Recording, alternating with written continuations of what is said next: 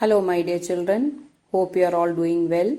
In this session we'll start with a new chapter from Footprints Without Feet titled as The Necklace, written by G.D. Maupassant. So let us know about G.D. Maupassant. He was a 19th century French author remembered as a master of the short story form and as a representative of the naturalist school who depicted human lives and destinies and social forces in disillusioned and often pessimistic terms. The Necklace is a story of a middle-class lady named Matilda Loisel, who is a beautiful woman. She suffers greatly because of her desire to appear rich and fashionable. She is married to a clerk and leads an ordinary life, but she wants to be rich and famous. The Necklace, this story, is a mild satire but with a strong message. It is ridiculous for people of ordinary means to copy the rich. One should live within one's means. Otherwise, he or she invites unnecessary problems, anxieties, and confusions in his or her life. Before getting into the story, let us know about the main characters in the story. Matilda is a pretty young lady. She wanted to lead a rich and luxurious life. She is married to a clerk and she is dissatisfied with what she has. She is always lost in her dreams of wealth and pleasure. Mr. Loisel is a simple man working as a clerk. He loves his wife and does everything to make her happy. Madame Forestier. She is a good friend of Matilda. She is helpful and considerate. She lends Matilda a necklace that leads to her ruin. Okay, now let us get into the story in detail. She was one of those pretty young ladies born as if through an error of destiny into a family of clerks. She had no dowry, no hopes, no means of becoming known, loved, and married by a man either rich or distinguished, and she allowed herself to marry a petty clerk in the office of the Board of Education. She was simple, but she was unhappy.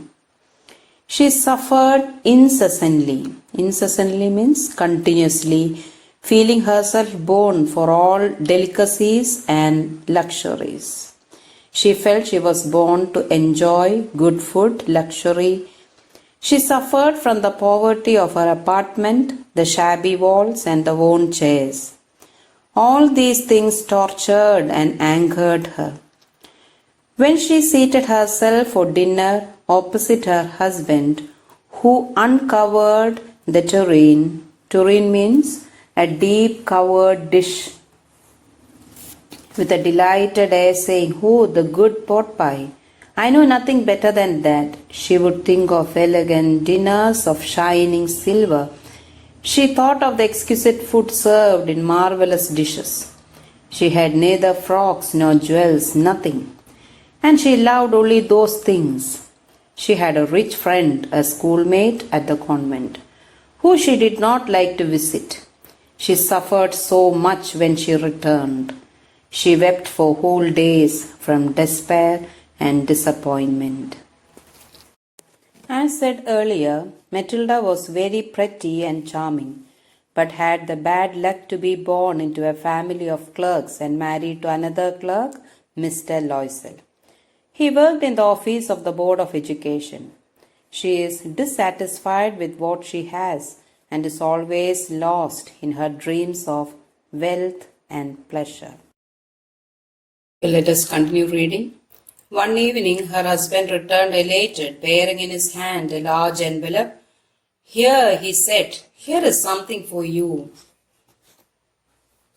She quickly drew out a printed card on which were inscribed these words. Instead of being delighted as her husband had hoped, she threw the invitation spitefully upon the table, murmuring, "What do you suppose I want with that?" "But my dearie, I thought it would make you happy. You never go out and this is an occasion and a fine one." Everybody wishes one, and it is very select. Not many are given to employees. You will see the whole official world there.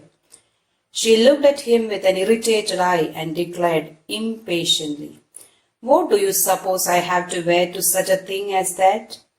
He had not thought of that. He stammered, "Why, the dress you wear when you go to the theatre. It seems very pretty to me." He was silent, stupefied, in dismay at the sight of his wife weeping. He stammered, "What is the matter? What is the matter?" By a violent effort, she had controlled her vexation and responded. Vexation means irritation, and responded in a calm voice, wiping her moist cheeks. "Nothing. Only I have no dress, and consequently I cannot go to this affair. Give your card to some colleague whose wife is better fitted out than I." He was grieved, but answered, "Let us see, Matilda. How much would a suitable costume cost? Something that would serve for other occasions, something very simple?" She reflected for some seconds, thinking of a sum that she could ask for without bringing with it an immediate refusal and a frightened exclamation from the economical clerk. Finally she said in a hesitating voice, "I cannot tell exactly, but it seems to me that 400 francs ought to cover it."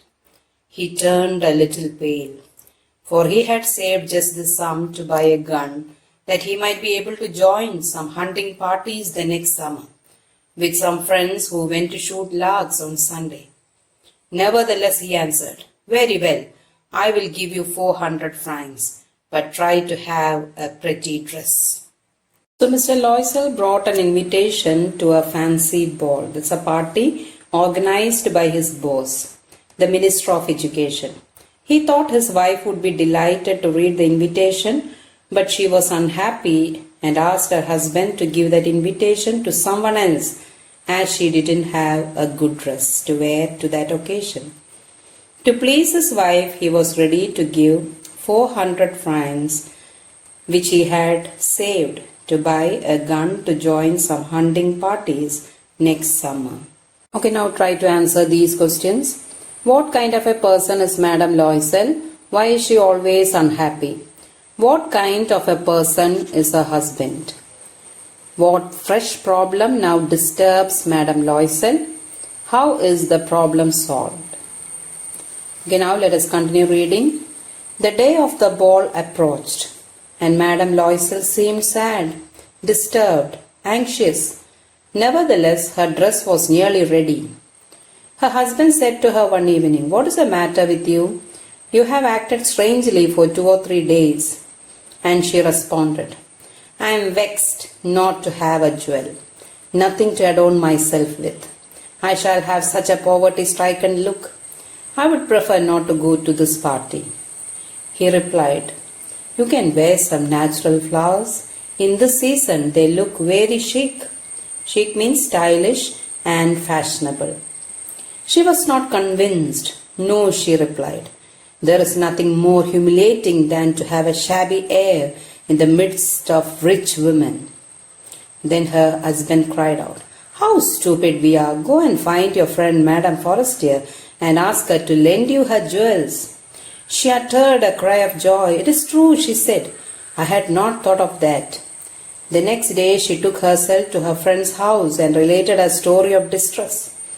Madame Forestier went to her closet, took out a large jewel case, brought it, opened it and said, "Choose, my dear." She saw at first some bracelets, then a collar of pearls, then a Venetian cross of gold and jewels of admirable workmanship. She tried the jewels before the glass, hesitated, but could neither decide to take them nor leave them. Then she asked, "Have you nothing more?" "Why, yes, look for yourself. I do not know what will please you." Suddenly she discovered in a black satin box a superb necklace of diamonds. Her hands trembled as she took it out. She placed it about her throat against her dress and was ecstatic. Then she asked, in a hesitating voice, full of anxiety, "Could you lend me this? Only this?" "Why, yes, certainly." She fell upon the neck of her friend, embraced her with passion, then went away with her treasure. The day of the ball arrived. Madame Loisel was a great success. She was the prettiest of all, elegant, gracious, smiling, and full of joy. All the men noticed her, asked her name, and wanted to be presented. She danced with enthusiasm, intoxicated with pleasure, thinking of nothing but all this admiration, this victory so complete and sweet to her heart. She went home towards 4 o'clock in the morning.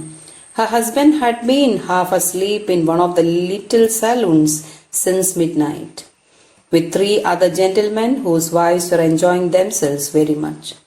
He threw around her shoulders the modest wraps they had carried, whose poverty clashed with the elegance of the ball costume.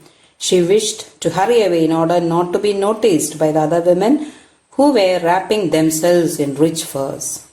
Loisel detained her. "Wait," said he, "I am going to call a cab." But she would not listen and descended the steps rapidly. When they were in the street, they found no carriage, and they began to seek for one, hailing the coachman whom they saw at a distance. They walked along toward the river, hopeless and shivering. Finally, they found one of those old carriages that one sees in Paris after nightfall. It took them as far as their door, and they went wearily up to their apartment. It was all over for her, and on his part he remembered that he would have to be at the office by 10 o'clock. She removed the wraps from her shoulders before the glass for a final view of herself in her glory. Suddenly she uttered a cry. Her necklace was not around her neck. Okay, Matilda brought a new dress, but she was not happy as she didn't have jewelry to wear with the dress. He replied that she should wear some natural flowers. But she was not convinced. Then Mr. Loisel advised her to borrow it from her friend Madame Forestier. She borrows a diamond necklace from her. The night of the ball arrived, and Matilda was happy at the occasion. She looked very beautiful in the dress. Everyone liked her, and she was absolutely thrilled. She went home towards 4 o'clock. She hurried in order not to be noticed by the other women who were wrapping themselves in rich fur. They caught a cab and returned home. When she removed the wraps, she noticed that her necklace was not around her neck. Now let us continue reading. Loisel, already half undressed, asked, "What is the matter?" She turned towards him excitedly. I have no longer have Madame Forestier's necklace." He arose in dismay. "What? How is that? It is not possible." And they looked in the folds of the dress, in the folds of the cloak, in the pockets, everywhere. They could not find it. He asked, "You are sure you still had it when we left the minister's house?" "Yes, I felt it as we came out." "But if you had lost it in the street, we should have heard it fall." "It must be in the cab." "Yes, it is possible. Did you take the number?" "No." "And you? Did you notice what it was?" "No." They looked at each other, utterly cast down. Finally, Loisel dressed himself again. "I am going," he said, "over the track where we went on foot to see if I can find it." And he went. She remained in her evening gown, not having the force to go to bed. Towards 7 o'clock, her husband returned. He had found nothing. He went to the police and to the cab offices and put an advertisement in the newspapers offering a reward. She waited all day in a state of bewilderment. Bewilderment means perplexity. Before this frightful disaster, Loisel returned in the evening, his face pale. He had discovered nothing. He said, "Write to your friend that you have broken the clasp of the necklace and that you will have it repaired. That will give us time," she wrote as he dictated. At the end of a week, they had lost all hope, and Loisel, older by 5 years, declared, "We must replace this jewel." In a shop of the Palace Royal, they found a chaplet of diamonds. Chaplet means a string of beads or garland for the head, which seemed to them exactly like the one they had lost. It was valued at 40,000 francs. They could get it for 36,000. Loisel possessed 18,000 francs, which his father had left him. He borrowed the rest. He made ruinous promises. Ruinous means that can lead to ruin. Took money from usurer. Usurer means the money lenders and the whole race of lenders. Then he went to get the new necklace, depositing on the merchant's counter 36,000 francs. When Madame Loisel took back the jewels to Madame Forestier, the latter said to her in a frigid tone, "You should have returned them to me sooner, for I might have needed them." Madame Forestier did not open the jewel box as Madame Loisel feared she would.